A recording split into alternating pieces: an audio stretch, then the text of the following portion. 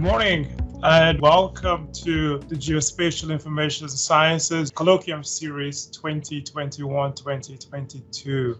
Today we are excited to feature our own Professor Fang Qiu. Professor Qiu is a professor and chair and head of our program here at UT Dallas. His research focuses primarily on digital processing of remotely sensed data, especially those from emerging sensors such as LIDAR, hyperspectral, and high spatial resolution imagery. Over the years, he's developed multiple techniques, all of them innovative and cutting edge. And today he's going to tell us about his work on processing video imagery. Over to Professor Qiu. Okay, yeah, thank you, Dr. Cummings. Yeah, it's a pleasure to do the presentation for our own colloquium. My topic today is moving object detection and tracking with remote sensing videography. I was told when my camera is on, it could be slow for others. Let me turn off my camera, and then when we get back to the Q&A session, I will turn that back on. Okay, so I want to acknowledge my former PhD student, Dr. Fang Qiu. This is a collaborative work with him, and this is a major part of his dissertation. Like Dr. Cummings was saying, I focused on remote sensing, and it's an exciting area, especially during the past 20 years. Many things happened, but at the same time, I have supervised about 10 PhD students. For each student, when they come to me for topics, I usually ask them to do something that has not been done by others or by other devices. So Fang is one of those students who took the challenge to do the remote sensed video. Here's my outline. I will review some of the concepts you might have learned in Dr. Cummings' class, remote sensing resolution. And then I talk about the improvement of these resolution, which caused the advancement of the new sensors. And then I will talk about specifically remote sensing videography. And then two research we have done. One is the moving airplane detection and tracking, and then moving vehicle detection and monitoring. First, remote sensing resolution, that's a key characteristic of a sensor. We know there are 4 different types of resolution. Spatial resolution, basically the size of a pixel on the ground. Spectral resolution, basically the number of bands and also bandwidth of each. And then radiometric resolution, that's the quantization level, like 8-bit. You have from 0 to 255 different numbers. And this is the easiest improvement. Most of the data now have 12 bits. And then the temporal resolution is how frequent location is being visited by satellite, or the data is acquired for that specific location of the same type of sensor. And then one more I added myself, it's called vertical resolution, basically how much reading you can get at the vertical dimension. Like I said, during the last 20 years, I joined the UTD in 2000 when I got my PhD, and I didn't expect that these 20 years, a lot of things came out. The first improvement is with the spectral resolution. In TM data I worked with for my PhD dissertation, I only had 7 bands. But hyperspectral data now has hundreds of bands. One of the data I worked have like almost 500 bands. The benefit of many different bands, hundreds of bands, is that you can come up with what we call the spectral reflectance curves of the material on the scene. So this is an important property of the material. Based on these curves, you can tell what material it is. But the challenge is none of the traditional statistic-based approach will work because there are so many bands. The number of the bands is probably more than the number of samples. So they have to rely on single spectral curves of each class, which is often referred as an end member to do the classification. Basically, what you do here is you compare the curves to see if they are similar or not, using methods like spectral angle mapper. So the first improvement is I worked with a PhD student to extend the method I developed for multispectral data using neural network and the fuzzy logic to hyperspectral data, basically compare the curves but with a curving surface. The second advancement is with the spatial resolution. For TM data, we have 30-meter resolution, and then these high spectral resolution data have 1-meter resolution, and the latest is WorldView 3 has 30 centimeter, basically 100 times better. With the high spectral resolution data, the pixel-based approach won't work. It comes a new approach, object-based classification. What you do here, you do segmentation, get the object of image, and then you use the mean or standard deviation of each the pixel value of object to perform classification. But the thing is, you have a lot of pixels in each object, but you only use like mean or standard deviation, 1 or 2 values. That's a waste of resources. So to make all the value useful, I work with one PhD student to look at the histogram, and then I use the histogram to do the classification. This is like compare the curves, but this curve is not the spectral reflectance curve, but this is the histogram. It's very similar to the hyperspectral. And the third improvement is in the vertical resolution. Image is 2D, and with a stereo image through photogrammetry, you can have 2.5D, like DN. And now you can have like a true 3D LIDAR data. LIDAR stands for light detection and ranging. It's based on a laser scanner on board an airplane. Airplane has GPS and IMU to tell you the exact position of the airplane, but based on the distance from the airplane and the direction to the target, you can figure out the XYZ coordinates of all the locations on the ground. And one of the students used my method for hyperspectral and then integrated with LIDAR data to classify the tree species. There are like 40 species. We were able to achieve more than 70% accuracy. It was not possible before. And furthermore, the LIDAR data keep improving its vertical resolution. The LIDAR data we used for species classification was discrete return LIDAR. You only have like up to 6 returns. And then full waveform LIDAR came out. You can have hundreds or thousands of returns. You can see here for discrete LIDAR, you can have 4 returns here, 1 on the top of the tree, 2 in the middle, and then 1 on the ground. But for full waveform, you can pretty much see the shapes of the tree crown. And then one of the PhD students took the challenge to do waveform classification, and here is the waveform. And when you look here, it's very similar to the histogram I showed you, and then we proved it is a histogram. We used the same method we developed for object-based classification to perform the waveform classification. And also, this discrete LIDAR can be synthesized as waveform, and then because of that, another student was able to fuse the LIDAR waveform and high spatial resolution data. What about temporal resolution? For a long time, there's no improvement at all, but there's a new company called Skybox. Skybox, instead of launch a satellite that costs billions of dollars, they launch a small satellite, probably less than $50 million. And the thing is, they launch a lot. With $1 billion big satellite, I can launch like maybe 20 or 30 satellites. They plan to have 24 satellites. And this company was later bought by Google, and then it was sold to Planet Labs. And Planet Labs itself has 50 satellites. So now, instead of using one big satellite, you only have like a temporal resolution of 16-day revisit time. Right? Now you have 20 satellites, and then you can reduce the temporal resolution to like multiple times a day. What is even better is these satellites, not only you can shot imagery, you can also record videos. And the video, 1 second, you can have like 30 frames. This is even more better temporal resolution. And there is a competitor company in China. They also launched Jilin 1, 2, and other satellite. And they can actually capture not only panchromatic videos, but they can also capture RGB color videos. So, and you can see some of the images captured by these new type of sensors. The first one, you can see the whole launching of a rocket. And then on the second one, you can see the moving of the airplane. I'm not sure you can see it.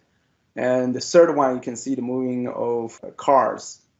And what's the potential of this video? On that video, you can not only see the still object, like the street, like the bridge, like houses, just like the image. You can also see something you don't see from the still image, which is the moving object.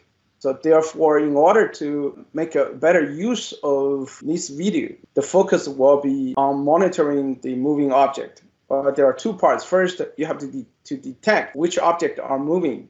And the second thing is you have to track where they are moving from and to. So basically, the path of their movement. So before I get to the research itself, I will have to get some terms correct. The first, the moving object is often referred to as foreground in computer graphics, and then everything else is called background. So the detection of moving object then becomes of like, if I can create a model for the whole background, and then if I subtract a frame of the video from subtract the background from the frame of the video, you can get the moving object, which is the foreground. So that's the most of the transition method relies on. For example, I have maybe 200 frames of the video. What I can do here is I get the mean or media of each pixel and then use that as the background. But that you only have like one value for the background. And people also use the mixture of Gaussian. So instead of have just one value, you have like a mean and then maybe one or two standard deviation, you have a range. Code book, and you have discrete ranges instead of like a continuous range in Gaussian. Or what you can do here, if the data is too much, you can do random sampling and use the random sampling to build the model. And for tracking, there are two different methods. One is I know what are the objects of my tracking, and then I can do maybe deep learning. I detect the object first, but you will detect all the cars, all the airplanes, and then you can see which one is moving. So you're doing tracking by detection. But a better approach is template matching. First, we see what is moving, because moving object is relatively fewer on the video. And then you match this moving object with the nearby pixel in the videos to see their paths. I'm going to talk about the monitoring or the detection of airplane first. There are two methods. The first is improve the Gaussian-based background subtraction and the P-sift approach. And the first, I talked about Gaussian background model, but Gaussian background model was using all the frames in the video. But there's a problem of that, because it is possible the illumination have changed during the period the video was shot. So what we do here is we create the adaptive background video. So what we do here is we create the background with the previous frames, but whenever there's a new frame coming in the video, I will update my background model. So my background model will reflect the illumination change of the ground. So what you do here is you have the previous background, like the mean and the standard deviation, and then you have a learning rate, and then adding the new background, the new frame into it. That's the improvement. The improvement solve a big problem. So for example, like if you look at the B, and that's when you do the Gaussian model using all the frames. The thing, if I have an airplane parked there for a while, it becomes the background. And then when the airplane moved, and background becomes the moving object. So this method solved that problem. And also we have to do some morphological clothing, because it is possible you can only get part of the airplane. So you want to get a full airplane, you have to do some clothing operation. And also if there's a noise more than you want, you have to filter it out. So we tried the most popular approach, SIFT, scale invariant feature transform. But the problem is, although you get a lot of SIFT key points. These are extreme points, but they are not repeatable. Sometimes they're off, and then it's hard to use the same key points to match. So what do? We find the largest SIFT key points, like the red ones with the circle. So this is the largest you can identify. We just use the largest one, and then the circle are the neighboring pixels that can give you the features. And then for the tracking part, we basically use these prime SIFT. And the data we tested is GLIN1. It's a color video. Spatial resolution is 1 meter. And you can see here, this is the image of one frame. So there are a total of 8 airplanes that are moving. But airplanes 7 and 8 are making abrupt turn, so they are rotating. That is the challenge we are facing. So let me show you the video itself. Let me see if it is playing.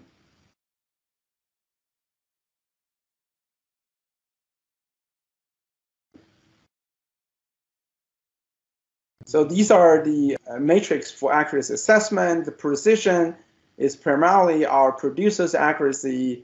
Record is our user's accuracy. F1 is the combination of the two. But we use those because those are used widely by computer graphics. And you can see the result. The last one is our method. The F1 score is like 94%. So it's really high compared to other traditional approach. And then we have, you can see here, the first column A, are the airplane, and B are the prime SIFT point identified, and C are the SIFT point of the moving airplane to match with the first one. And D is the prime SIFT point matched with the template. So this is, you can see here, looks like everything is correct except airplane number 7. 2 times they match the background. So this is the takeoff track. They have a very similar color with the airplane. And also this one have the sharp turn. You can see here on the next one, number 7 has the sharp turn. So that one we missed. So there are several limitations. In addition to its difficulty in terms of handling the sharp turn, they also cannot handle the leave the scene problem. So if the airplane leave the scene, the algorithm don't know, it keep tracking. And also they cannot handle the modal drift. So sometimes the model you have is not necessarily make the object interest at the center of the object. Then the second method is proposed based on normalized frame difference labeling and improved the similarity measures. So the whole purpose is to deal with the previous challenge I mentioned.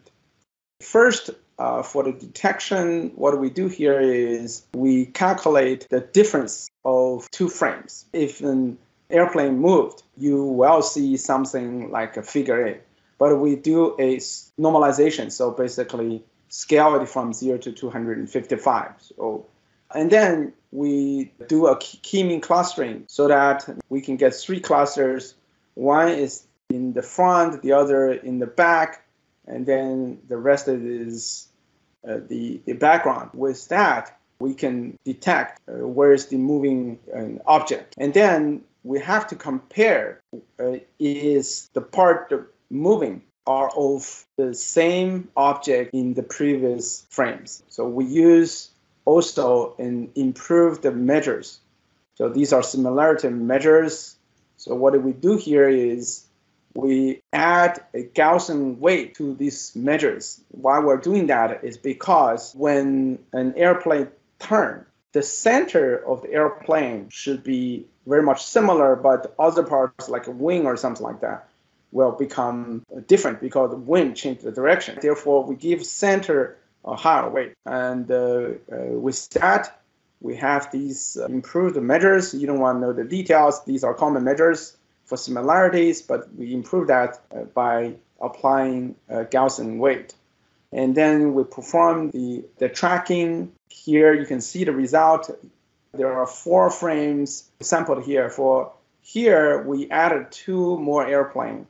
1 airplane, we have actually 3 more airplanes, and 1 airplane have leave the scene. One airplane, they stopped in the middle of the movement, and then another airplane that has sharp turns. So therefore, a total of 40 airplane because the one stopped and the one leave the scene during the frames, one of the frames in the middle of the video. You can see here our F1 score is also the highest compared to traditional method. But this time, we were able to better handle the sharp turn problem or the rotation problem. So here, we did some experiment to start with. For example, we artificially rotate this airplane and then to see how our improved approach perform compared to the traditional approach. The traditional approach is represented by the green line, and our approach was different. The Gaussian deviation parameter and also rotation angles, you can see our performance is always better. And you can look at here, the purple are traditional model, and the red are all models. And 1 and 2 are pretty easy, 3 are pretty easy. And then starting from 5, traditional model have model drift. They cannot catch the object. There's a delay in the object catching, but our method can catch them in the center of the object. And then airplane 10, leave the scene. Other models keep tracking, but our model were able to stop tracking. And then the last one have sharp turn. Our model can capture it. The other one missed it. This is the video you can see. The above yellow one tracking box is our previous approach. And then the red one is the second method that we're using. And then the next application is I challenge the student, you can track the airplane, but the airplane is relatively big. With the same resolution, can you track the vehicle? That's really difficult. You remember our spatial resolution is 1 meter. A car may be 2 or 3 pixels, but he was able to do it. But this time we try a different data set, which is the SkySat, the US data, and this is in Las Vegas. You can see the first, let's look at the result. You can see here F score is 95%. It's really high, especially compared to the traditional approach. And then we were able to detect the type of the car, although they are really small, and based on the ratio of these major and the minor axis, we were able to see if this is a small car, medium car, or a truck, things like that. And then you can see here, here's the different color represent a different type of car. And then we also have 81% accuracy in terms of type of car. And this is the trajectory of the cars. And we also can detect velocity of the cars. There are 2 types of velocity. One is dynamic velocity. So that's instant speed of the car. And then average velocity in 1 minute, what is the average speed? And then based on that, you can have different speed classes, and you can also tell which car is speeding. You can see the car in red are moving much faster. Okay, they are speeding, and some of these like moving very slow, like the green color. And this is dynamic velocity, and this here is more like average velocity every 10 seconds. And we were also able to detect the traffic density, basically on each pixel, how many cars pass that pixel during the duration of the video. And we can also calculate the hotspot. The hotspot is basically the clustering of the density, and then you can tell which part you have traffic conjunction or not. You can see here the local left is highway. On a ramp, there's a conjunction, but the road is pretty okay. But on the local road on the right, there is conjunction from south to north direction or north to south direction. But the horizontal direction, there's not much conjunction. I think that's all I want to share. So what I'm trying to show you is very new type of remotely sensed data. Unlike the traditional satellite imagery, you can also detect moving objects. There's a lot of potential applications. I have given you two types of application, airplane and vehicle. You can also check like cargo vessels on the sea, and you can also check the like a rocket, things like that, weapon. The problem right now is these data is not widely available. We were lucky to get the data from the vendors as experiment. The data, you have to pay for it. Right now is still expensive. There are only 2 or maybe 3 satellites now, 3 different types of satellites, 3 companies are providing this video data. But the encouraging part is Changguang Satellite Technical Company, which is the provider of Jilin-1 satellite.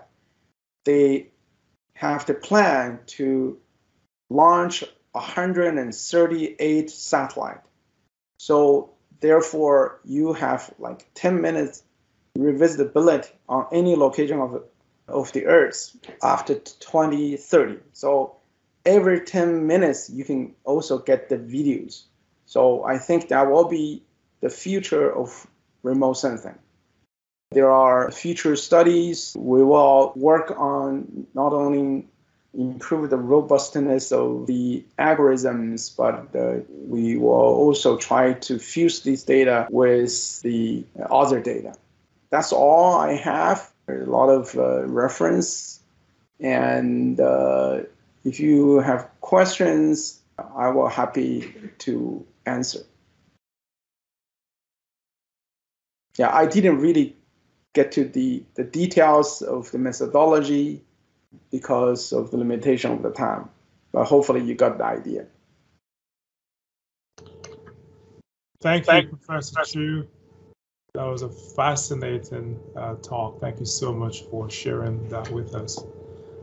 Are there any questions for Professor Qiu at this time? We have one in the chat, Professor Qiu. Can LIDAR be used in archaeology? Is the question. Oh, LIDAR can be used for archaeology. Yes, several things. If archaeologists think terrain can be an important factor, LIDAR can help you to collect the terrain information. And also, I'm talking about remote sensing LIDAR from above, but there is also terrestrial LIDAR, so you can scan like artifacts, ancient buildings or something like that. And then you can reconstruct the 3D model of the archaeology sites, things like that. We do have students working on this in their projects. And while I have suggested you can type your questions in the chat box, please feel free to go right ahead and unmute your microphones, and you can ask your questions directly of Dr. Qiu as well. There is a second question in the chat here, Professor Qiu. How much or any work has been done with remote sensing of videos in environmental management systems or something like wildfire tracking management? This is a really good question.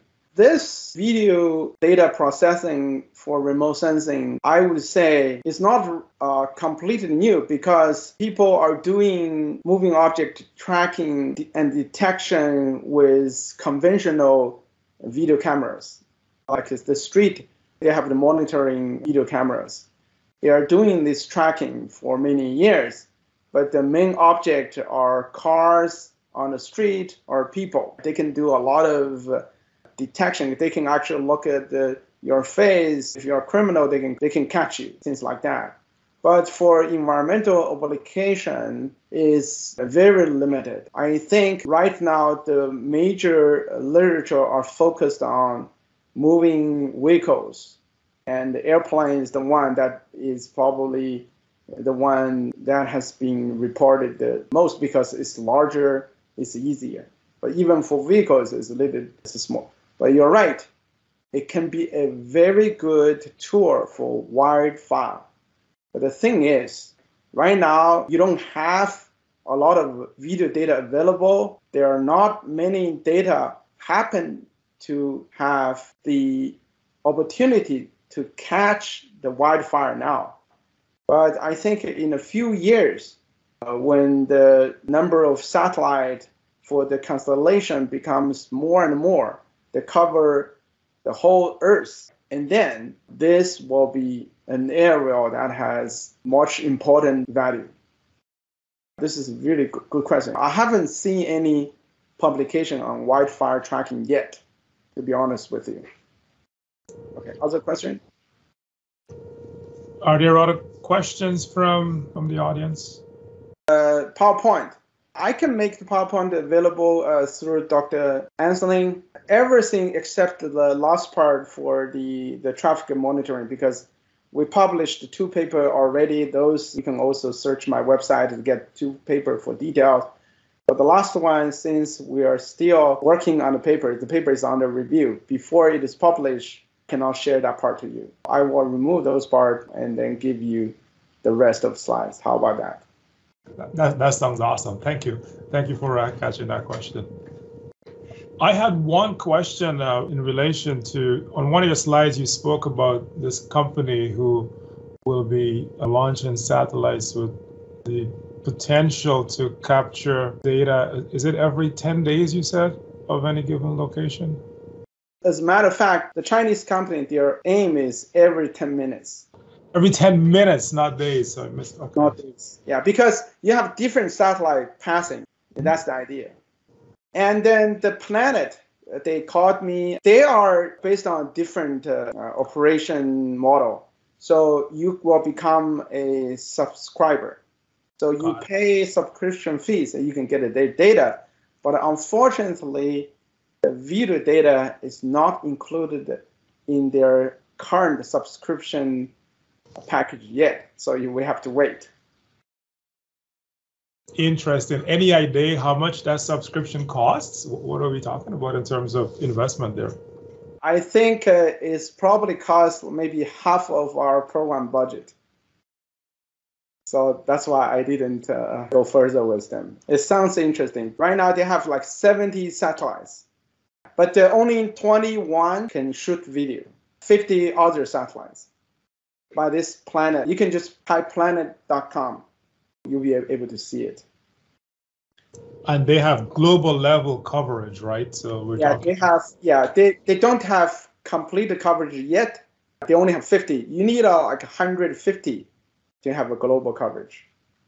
But the thing is, the total cost is probably maybe 2 TM.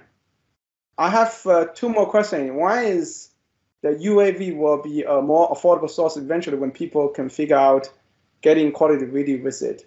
Yes, that's something very insightful. As a matter of fact, this is a future project we are working on. I have an NS project.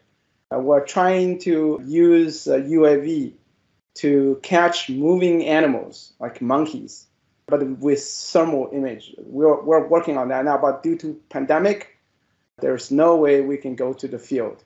And Dr. Mei Wang said, how about the weather condition like a cloud, smoke, rain impact the video? It's just like any optical image, because right now Jilin has RGB. If an image is impacted by these conditions, it will impact the videos.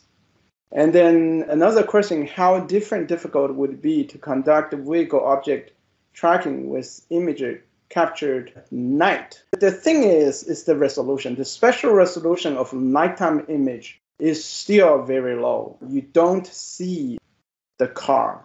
You can see maybe a street block that is lighter than another street block, but I don't think you can catch the vehicle right now. They have to be larger in pixel size. You know why? Because it's a nighttime. You don't have enough energy to reach to the satellite in order to get enough energy. I think Dr. Cummings has taught this before in the remote sensing class. The only thing you can do is make the pixel size larger. Yeah, but these are very good questions. These are very good questions. We have another question, whether you'll be able to track headlights or light movement at all, or is that still too difficult? Yeah, that's still difficult. All right. So we can still speed and don't worry too much about it. Is that what you're saying? Even without this, you shouldn't speed. They have radar, things like that. Yeah, just at night when no policeman is around. So these things, the policeman will not use satellite because you have to wait for the video to process. You are gone. The policeman will be still using radar to catch you. Any other question? Final call for questions. Are there any more? All right, if there aren't any more questions, Professor Qiu, thank you so much again for taking your time and giving us some insights into your exciting work. Just as a point of note and reference, on October 15th, we're going to have a second colloquium in this series. One of our colleagues, Amanda Cruz, will be talking on that day. More details will be coming to you soon, so please look out for Amanda's talk. With that, enjoy the rest of the Friday, and I hope to see you on the 15th. Thank you again, Professor Qiu, and thank you for attending. Thank you, my pleasure. Bye.